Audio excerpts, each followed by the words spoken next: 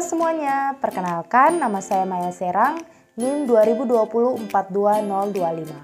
Saya merupakan mahasiswa program studi pendidikan matematika angkatan 2020 Universitas Patimura. Dalam video kali ini, saya akan menjelaskan mengenai materi peluang dengan standar kompetensinya yaitu memahami peluang kejadian sederhana, dan kompetensi dasarnya yaitu yang pertama, menentukan ruang sampel suatu percobaan, dan yang kedua, menentukan peluang suatu kejadian sederhana. Tujuan pembelajarannya yaitu peserta didik dapat menentukan ruang sampel suatu percobaan, dan yang kedua, peserta didik dapat menentukan peluang suatu kejadian sederhana. Nah, berbicara mengenai peluang, kita harus mengetahui apa itu peluang. Peluang atau kebolehjadian atau kita kenal juga sebagai probabilitas adalah cara untuk mengungkapkan pengetahuan atau kepercayaan bahwa suatu kejadian akan berlaku atau telah terjadi.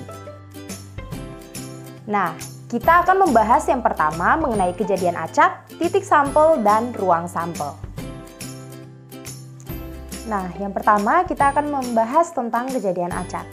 Kejadian acak adalah kejadian munculnya suatu data tanpa ada persiapan sebelumnya. Nah, contohnya kejadian acak yaitu ketika kita bermain permainan ular tangga, ketika kita melemparkan dadu, maka dadu tersebut akan secara acak memberikan kita angka. Kita selanjutnya berbicara mengenai ruang sampel dan titik sampel. Ruang sampel itu sendiri adalah kumpulan atau himpunan semua data yang mungkin muncul pada suatu percobaan. Nah, sedangkan titik sampel itu adalah anggota-anggota dari ruang sampel. Nah, kita dalam mendaftarkan ruang sampel dan titik sampel dalam peluang, kita bisa menggunakan 3 cara. Ya, cara pertama yaitu kita mendaftarkan semua kejadian yang mungkin terjadi. Misalkan kita punya 2 buah koin yang dilemparkan. Jadi, dalam satu koin itu kita ketahui ada 2 sisi angka dan sisi gambar.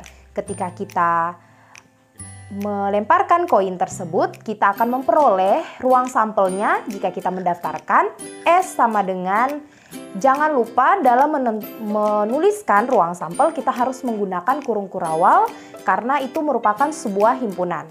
Nah, dalam cara mendaftar, kejadian yang terjadi apabila kita melemparkan 2 buah koin, yaitu S sama dengan angka-angka, angka gambar, gambar angka, dan gambar-gambar. Kedua, kita bisa menggunakan tabel untuk mendaftarkan ruang sampel suatu kejadian.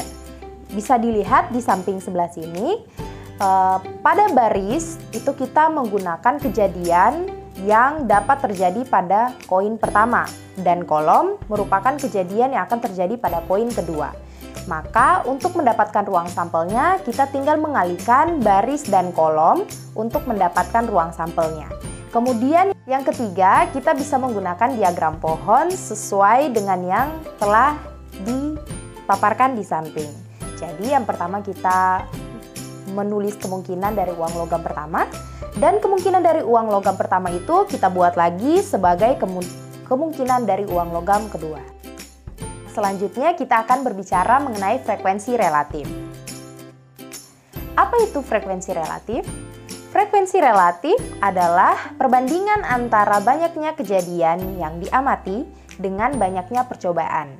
Kita bisa menggunakan rumus untuk menghitung frekuensi relatifnya, yaitu FR atau frekuensi relatif sama dengan banyaknya kejadian per banyaknya percobaan.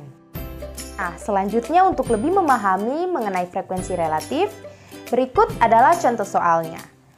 Uang logam yang dilemparkan sebanyak 20 kali menghasilkan keluarnya angka sebanyak 12 kali, sedangkan keluarnya gambar sebanyak 8 kali. Tentukan nilai frekuensi relatif dari munculnya angka dan gambar pada uang logam tersebut. Nah, dari soal tersebut kita bisa mengetahui bahwa banyaknya pelemparan 20 kali, munculnya angka 12 kali, dan munculnya gambar 8 kali. Nah, untuk menghitung nilai relatif munculnya angka, kita bisa menggunakan rumus sebelumnya yang telah disampaikan, yaitu FR sama dengan banyaknya kejadian per banyaknya percobaan. Nah, maka frekuensi relatif dari munculnya angka atau FRA sama dengan banyaknya kejadian munculnya angka gambar yang telah diketahui yaitu 12 kali per banyaknya percobaan yaitu 20 kali. Jadi FRA sama dengan 12/20, kita bisa dapat atau sederhanakan menjadi 3/5. Kemudian untuk menghitung frekuensi relatif gambarnya sama, kita menggunakan banyaknya kejadian muncul angka gambar yaitu 8 per banyaknya percobaan yaitu 20. 8/20 kita sederhanakan menjadi 2/5, maka frekuensi relatif gambarnya kita dapat 2/5.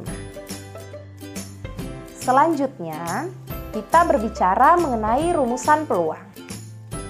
Nah, jika setiap titik sampel anggota ruang sampel S memiliki peluang yang sama, maka peluang kejadian K yang memiliki anggota sebanyak NK dapat dinyatakan secara matematis yaitu sebagai berikut.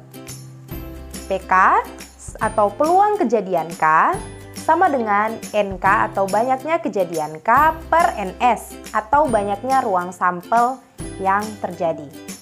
Di mana K itu merupakan bagian dari ruang sampel. Berikut merupakan contoh soal untuk kalian dapat mengerti lebih jauh mengenai rumusan peluang. Nah, sebuah dadu dilemparkan sehingga muncul mata dadu yang berbeda-beda. Tentukan peluang munculnya mata dadu berikut. Yang pertama, muncul mata dadu lebih dari 2. Yang kedua, kurang dari 4. Yang ketiga, lebih dari sama dengan 3. Dan yang keempat, kurang dari 2. Nah, dari soal ini kita ketahui bahwa jika sebuah dadu dilemparkan, kita mendapatkan ruang sampelnya yaitu S sama dengan 1, 2, 3, 4, 5, dan 6. Jadi, jumlah dari ruang sampel atau NS sama dengan 6. Berbicara mengenai soal A, yaitu munculnya mata dadu lebih dari 2, maka NA atau banyaknya kejadian A, itu kita bisa dapat 3, 4, 5, dan 6. Jadi banyaknya ada 4. Maka PA atau peluang kejadian A, di mana A di sini adalah muncul mata dadu lebih dari 2, sama dengan banyaknya kejadian A per banyaknya ruang sampel, yaitu 4/6 kita sederhanakan menjadi 2/3. Kemudian soal yang B, itu kurang dari 4, kita bisa lihat NB-nya itu sama dengan 3, yaitu 1, 2, 3. Sehingga peluang kejadian B atau peluang kejadian munculnya mata dadu kurang dari 4 sama dengan NB banyaknya kejadian B per NS, yaitu sama dengan 3/6. Kita sederhanakan dengan keduanya, kita bagi dengan 3, kita mendapatkan 1/2. Berbicara soal bagian C, yaitu peluang munculnya mata dadu lebih dari sama dengan 3, kita dapat NC-nya itu sama dengan 4, di mana anggota-anggotanya yaitu 3, 4, 5, dan 6. Maka peluang kejadian C sama dengan banyaknya kejadian C per banyaknya ruang sampel, yaitu 4/6 kita sederhanakan menjadi 2/3. Tentunya dengan membagikan keduanya dengan 2. Nah, terakhir bagian D, yaitu peluang muncul mata dadu yang kurang dari 2. Kita dapat banyaknya kejadian D itu 1, sehingga peluang kejadian D itu sama dengan banyaknya kejadian D per ruang sampel. Kita dapat 1/6. Nah, berbicara juga mengenai peluang, nilai peluang itu hanya berkisar antara 0 sampai 1. Jika PK merupakan peluang suatu kejadian, maka pernyataan tersebut dapat dinyatakan dalam bentuk matematis sebagai berikut, yaitu PK lebih dari 0 dan kurang dari 1. Nah, dari pernyataan ini kita bisa mendapatkan 3 poin atau 3 kesimpulan. Yang pertama, yaitu peluang suatu kejadian nilainya mulai dari 0 sampai 1 yang dapat dituliskan dalam bentuk PK lebih dari 0 dan kurang dari 1. Yang kedua, peluang suatu kejadian yang tidak mungkin terjadi nilainya itu adalah 0 atau PK-nya sama dengan 0. Artinya kejadian tersebut dinyatakan kejadian mustahil. Dan yang ketiga, peluang suatu kejadian yang pasti terjadi nilainya adalah 1 atau PK-nya sama dengan 1. Kejadian tersebut dinyatakan sebagai kejadian nyata atau kejadian pasti. Nah, jika L merupakan kejadian komplement dari kejadian K, maka peluang kejadian L dapat dinyatakan dalam rumusan sebagai berikut. PL sama dengan 1 kurang PK atau PL tambah PK sama dengan 1. Kemudian kita akan berbicara mengenai frekuensi harapan. Frekuensi harapan itu sendiri adalah harapan munculnya kejadian dari sejumlah percobaan yang dilakukan atau N. Kita bisa menggunakan rumus Fn sama dengan PK kali N, di mana PK ini adalah peluang dari suatu kejadian dan N adalah banyaknya percobaan yang dilakukan. Nah, selanjutnya ini ada soal yang dapat kalian lihat untuk mempermudah kalian mengerti mengenai frekuensi harapan. Nah, sebuah dadu dilemparkan sebanyak 60 kali, tentukan frekuensi harapan munculnya mata dadu yang kurang dari 5. Nah, dari soal ini kita bisa mengetahui bahwa ruang sampel jika sebuah dadu dilemparkan, kita bisa mendapatkan banyaknya ruang sampel yaitu 6, di mana anggotanya yaitu 1, 2, 3, 4, 5, dan 6.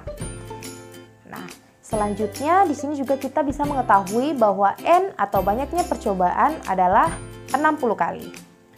Untuk mencari frekuensi harapan, kita lihat yang ditanya, frekuensi harapan munculnya mata dadu yang kurang dari 5. Otomatis kita harus mencari jumlah dari kejadian munculnya mata dadu yang kurang dari 5. Kita bisa mendapatkan NK yaitu 4, di mana anggotanya yaitu 1, 2, 3, dan 4. Maka kita bisa menghitung peluang kejadian munculnya mata dadu yang kurang dari 5, yaitu NK per NS, di mana NK-nya itu 4 dan NS-nya adalah 6.